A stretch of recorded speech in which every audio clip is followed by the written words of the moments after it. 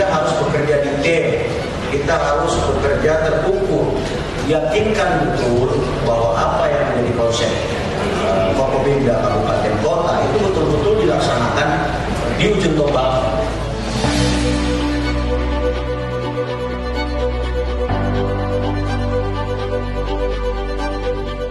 Ada kampung tangguh, atau kalau belum ada kampung tangguhnya menggunakan basis desa, menggunakan relawan desa, menggunakan bidan desa dan sebagainya. Ini yang menurut saya Jawa Timur punya kekuatan di sini. Ini kalau kita terus optimalkan, insya Allah.